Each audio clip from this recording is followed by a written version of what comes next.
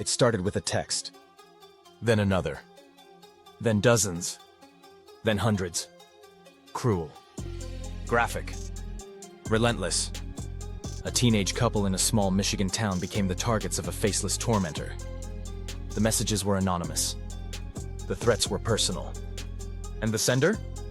Someone no one expected. This isn't just a story about cyberbullying. It's about betrayal. It's about obsession. It's about a mother who weaponized anonymity. This is beneath the narrative. Beale City, Michigan. Population just over 300. A quiet town. A close-knit school. And two teenagers, Lauren Licari and Owen McKenney. They were the golden couple. Smart. Athletic. Well-liked. They dated. They posted photos. They were happy. Then came the texts. October 2020. Lauren receives a message from an unknown number. Hi Lauren, Owen is breaking up with you. Another. He no longer likes you. Then, he wants me. The messages escalated. They became sexual. They became violent. Lauren was 13. Owen was 14. And someone was watching them. The texts didn't stop. They multiplied. Dozens a day. Then 40. Then 50. Messages about Owen cheating. Messages about Lauren's appearance. Messages urging her to kill herself. They came from different numbers. Different area codes. Different apps. The sender knew things only close friends would know. Inside jokes. Private moments. Secrets. Lauren started to unravel. Owen pulled away. Their relationship fractured. And the school? It became a war zone of suspicion. Students were interrogated. Phones were searched. Rumors spread. One girl, Chloe Wilson, was accused. She had history with Owen. She wasn't close with Lauren. She had been in Florida when one message was sent. Her father, a local cop, handed over her phone. No connection. The school principal noticed something strange. Kendra Licari, Lauren's mom, had two phones. She said one was for work. One was personal. A secretary said Kendra was obsessive, asked too many questions, knew too many details. Still, no one believed it could be her. The harassment continued. For 22 months, Lauren changed her number, blocked contacts, switched phones. The messages kept coming. The FBI was called. They traced the IP addresses. They tracked the apps. They followed the digital breadcrumbs. And they landed on one name, Kendra Licari, Lauren's mother. Body cam footage shows the moment. Isabella County Sheriff Mike Main confronts Kendra. She's calm. She's cold. She doesn't deny it. Lauren is told. She breaks down. She told me to kill myself, Lauren says. Why would my own mom say that? Kendra is arrested. Charged with stalking a minor. Charged with using a computer to commit a crime. She pleads guilty. Sentenced to 19 months to 5 years in prison. She serves just over a year. Released on parole in August 2024. Why did she do it?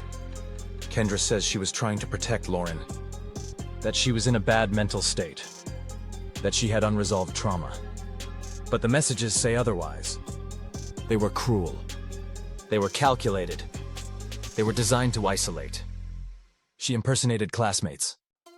She created fake personas. She manipulated Lauren's entire social world. She broke up her daughter's relationship. She turned friends against her.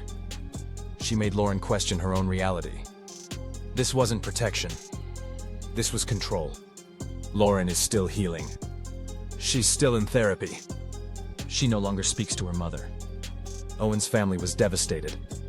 His mother, Jill, defended Kendra until the truth came out. Chloe Wilson missed a year of high school joy. She was wrongly accused. She was grilled by classmates and parents. The town of Beale City was shaken. Trust was shattered. Families were divided. And the internet? It watched in horror. The story went viral.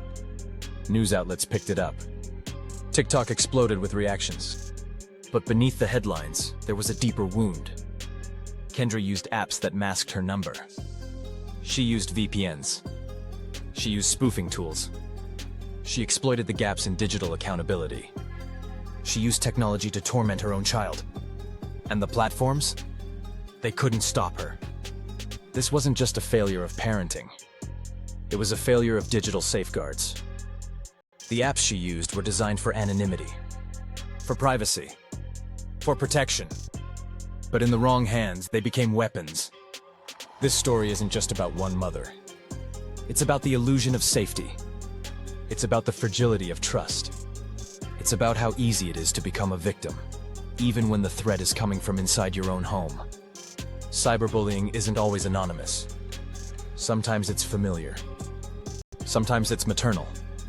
And sometimes it hides behind a smile. Lauren's story is rare, but the pattern isn't.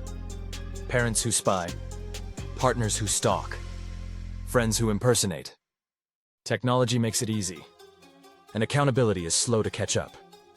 Spoofing apps, anonymous texting platforms, VPNs, burner numbers.